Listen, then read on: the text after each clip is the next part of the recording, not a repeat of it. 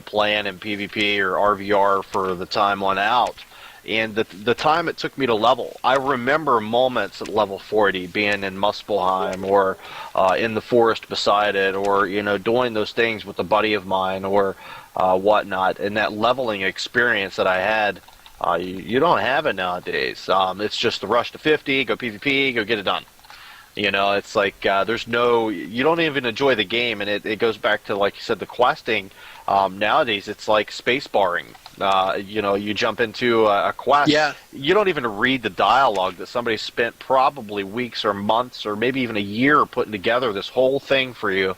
And you're so wanting the item to get it over with so you can get to the next one. It's like spacebar, spacebar, spacebar. Let me go to the next one, run on, thought bot, just blur. And it just takes the fun out of the game. So, yeah, no, I'm digging it. Yeah, I think that's it for me, though, but that was all of my questions. Cool. Yeah, I think that there was a philosophical shift away from enjoying content for what it is, because there was a shift so strongly to efficiency, both in the way the game presented itself to you and the way these websites urged you onward. Efficiency became so powerful of a goal that then everything else that hurt efficiency became an enemy to your enjoyment, or so you thought. Whether it was chatting or reading or looking around, you know what I mean? Like say Dungeon Finder, you know what I mean? Stuff like that. Dungeon Finder is a perfect example of this. It's an incredible convenience. Oh yeah, it puts my group together for the dungeon. But, well, now you don't have to be nice, because who cares if you're a jerk? Dungeon Finder doesn't care. It's still going to give you a group. Who cares if you're a sucky tank? You know what I mean? Like, if you're a good tank, and people know that on the server, well, you'll never hurt for a group. But in Dungeon Finder, I mean, well, tanks being rare still don't hurt for a group, but it's not the same, Like, when we played Daok, people on my server knew I was really good at pulling from camps. And so, especially when people were trying to level up at the high levels when stuff was really dangerous, as soon as I'd log on, there'd be like 5 groups who wanted to invite me simply because they knew, all right, this guy, he can pull this camp that all these other people can't, which means we can go fight in this other harder area, So social elements were super meaningful. And if you were a jerk, well, you wouldn't get a group, and then your XP earning rate would suffer, and you'd be bored because you were a jerk and nobody wanted to party with you. Yeah. And the community was so much better. I mean, like you said, if you were a jerk, you didn't run into many jerks in those games, because I don't remember the jerks. They literally were so few and far between because the community was so tightly knit. If you were a prick, you're stuck being that Shadow Blade level 13 forever in Battlegrounds. You're never getting out, man. Exactly. Like nobody would save your ass in the dungeon. Like, help, help. They'd be like, that guy's a jerk. Yep. Nobody would save you. Nobody would invite you to groups, which means you would earn XP slower. Nobody would craft items for you and stuff like that. No one would help you out. And then in RVR, I mean, forget about it. Like, if you couldn't get a good group in RVR, you're screwed. Nobody would res you, so then you'd have to respawn back to the homeland, and it was 20 minutes. 20, you know what I mean? 20, yeah, they lowered it. And it was the Arakites and the Svartov, or Svartov, or however the hell you pronounce it, the Svartov, like forestmen and stuff. That was the ones down there. Arakite. I remember them now, man. Heck That's crazy. Yeah, I mean, think about that. I mean, that's 10 plus years ago. Like, I mean, not to bag on WoW because I had a lot of fun playing it, but like, I barely remember monsters and dungeons. I mean, somewhat, but nowhere near at the level that I remember obscure little details like the Tomty kobolds. That's like a level 10 monster, and I still remember those guys. Yes. Yes. The only dungeon I ever felt was worth remembering from World of Warcraft from the time I played from beta to Kata was Karazhan. I never played World of Warcraft ever. I played Lucky man. Like a week. I couldn't do the leveling thing. It just wasn't clicking for me. And I went and didn't play for a while, and my DAOC buddies, they were like, man, come and play, and they gave me like a month or two later, they wanted me to play and be in the PvP group so bad, they gave me a level 58 hunter. I was literally 2 levels away from max level. I logged in for 2 hours, and I said, man, you can have your character back. I said, that's like $400 or $500. You can go sell it to somebody or something because I'm not going to play it. So yeah, it just wasn't the same. I didn't enjoy it, and I didn't play games for a while. I kind of messed around here and there, and then eventually I stumbled upon Eve after trying it like 20 times and not liking it because of the learning curve. But and then I stumbled into it and said, you know what, I'm going to give it a trial and pay a month, and if it doesn't click by then I'm not playing this game. And then eventually it started clicking at Eve, and I took off onto that one for a good 5 or 6 years. So that was the two biggest games for me. I played other ones few and far between. I tried Shadow Bane, and I played Star Wars. There was some good memories of Star Wars. I didn't play it very long. I think it was like 6 months or so, but there was some really good stuff I remember in there.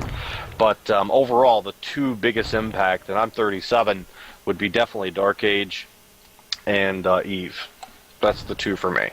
Yeah, and both of those games have in common, they both reward player skill rather than just character skill. Like PvP and WoW, like there's player skill. There definitely is, but like, I mean, you're pretty much never going to win a 1-on-2. You know what I mean? Like character skill. Well, they also rewarded charisma. If you had no charisma and you were just a person nobody wanted to, like you said, it was definitely rewarding to be part of the society. It was a society, is really what it was. Oh yeah. I mean, it was what we envisioned games to be, is that other world we can place ourselves to enjoy. And yeah, and you remember, like when MMOs first came out, I mean, they were going to be the most awesome thing ever. They were going to be these amazing virtual worlds, and you were going to be able to go in there and have like a second life. Not just the game Second Life, but I mean, people talked about them like they were going to be unbelievably awesome, and they were at first. I mean, but quickly they got like distilled down to like their, most like kind of core elements, which they killed got commercialized. Yeah, to pull in more people for more money. Well, that and they started wanting the casual market as well. Yep. Now, while that can be a bad thing, one great thing has come out of that.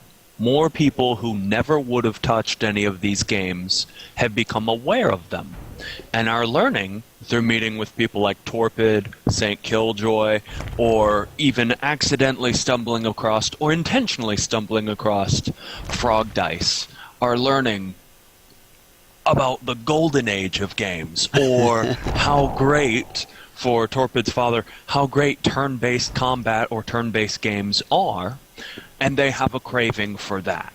So, Stash is going to come along at a rather perfect timing for when people of all varieties are aware of the benefits of community interaction, of turn-based combat, of an infinite living world. And that's just going to be perfect. Yep. No, man, you got me psyched. You've answered everything with pretty much the answer that I wanted to hear. So cool. I like it. I'm digging it. And you know what? I'm psyched too, even just to play. Like I've noticed the last couple months in particular, I'm finding it harder to find games to play. And I'm like, God, why can't I? And it's because I'm like, I know the game I want to play. It's the game that I'm working on. You know what I mean? Like, and I've never had it to this extent. That feeling, like I've definitely enjoyed every game we've made. But more than ever, I'm just like, oh my God, I want to play this so badly. I want to play this so badly. I want to play it so badly. Yeah, and it's to the extent that it's actually hard for me to find other games to play. So I'm in a hurry to get this game made and make it awesome. Jada, did you have any more questions for him? I do have one more question, and I feel like it doesn't need to be asked, but I've got to.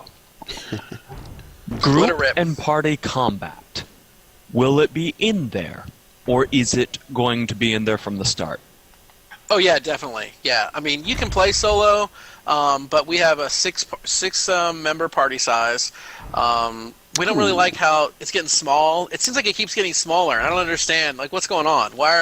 It's 5 in WoW? Isn't it 4? Yeah, it's 4 in Diablo. I'm like, it's what's 3 going in on ESO. here? Are you serious? It's 3? Yeah. I mean, give me a break. It was 8 in Dark Age of Camelot. I mean, what happened to the party? So I don't really like that. I kind of like 6. Also, we like even numbers because, especially for like couples, either couples or people in their best friend, which is another type of couple. An even number means you can fit those a little bit better. Whereas a lot of times with 5, we would have this happen to us all the time. And WoW, we'd have like, 2 other couples and someone can't play. So that sucks. Kind of a side tangent to that point in general. Also, this is more possible with a bigger party size. Whatever happened to it's okay to run around without a full group? You know what I mean? Like back in the day, like Daok, like you could run around with 6 and do things. You know what I mean? Like you couldn't do as many as you could with 8, but like WoW, it's solo or 5. You know what I mean? Right. Like either do dungeons with 5 people, and by the way, it has to be the exact right 5. Tank, healer, 3 DPS. There's no other way to go. We want it to be like, okay, you have a 6-man group. Yes, you need a healer, and yes, you need a tank. But then the other 4, you could go 4 DPS and just try to like blast through stuff. Or you could go 2 tanks, 2 healers, and 2 DPS. And you're much more tactical on the battleground, and you have much more healing. And you know what I mean? Like, I miss that. I miss how if you don't have the exact 6 people, you might as well just, sit in town, twiddling your fingers. That sucks. So anyway, grouping, absolutely, from the very beginning. That's a core part of combat. Anything from 1, 2, 3, 4, 5, 6 people, all totally viable. You just do harder stuff the more people you have. How important is it going to be to belong to a guild? I think the only reason it would be important is because if you're not in a clan, you can't partake in the clan content. But if you don't care about that content, then you're fine. We're not going to... Here's some core MMO features that I think are connected to that question that we're not into. We're not into the best gear in the game being hyper like raid gear. Not into that. I think it's okay to have raids and have great gear, but you should be able to get that other ways also. I don't think it's necessary to gate it off to that extreme level. I don't believe in bind on pickup. Hate bind on pickup. Now, if there is some huge quest chain where you've done some really unique thing to get something specifically for your character, okay, fine. That can bind to your character or whatever. But in general, I've hated that. I've always thought it was very antisocial. It's very anti-market. Hate bind on pickup. Honestly, as we stand now, I don't even think we'll have bind on equip, except for maybe some legendary items. Like if you've crafted some really legendary thing, that might bind on equip. What's funny is a lot of people think, oh, if you don't have bind on equip, the traders will be screwed. But I'm like, really? So there's no car dealerships in the in the world? I mean, I was actually literally I was watching some show. I was watching a Pawn Stars yesterday, and it said that cars are the most resold used item in the world. It makes sense. But yeah, and I remember when I played Lord of the Rings Online, when that game launched, there was no binding of any kind. And I would buy so much more stuff from crafters because I would think, even if it was like a tiny upgrade, I'm like, I'll buy it, get the small upgrade, and it's fine because I can either give it to my own characters or I can sell it or something. But most of the time, I wouldn't even sell it. I would just kind of throw it in my storage and never use it. So effectively, it did bind on me. You know what I mean? Because it never really went anywhere beyond me. But I was more willing to pull the trigger because I knew I at least had the option. Or think about when you don't buy stuff in a game because you're like, oh, well, I don't want to buy this guy's sword because what if I find something better? Because it's not a huge upgrade. And then you don't buy it. And then commerce doesn't happen. I mean, one of the big reasons people can buy cars is because there's some value retained. A house, you know what I mean? There's some value retained. That's how markets work. So anyway, that's my long-winded answer to that. But yeah, we don't really like binding. We think it's antisocial, anti-community. You find something cool, you can't give it to somebody. That sucks. I remember another DAC example. Torpid, do you happen to remember the Hammer of Black Ice by any chance? Oh, yeah. Okay. Yeah. Yeah, so this combines two things. A, there was just some mob. It was some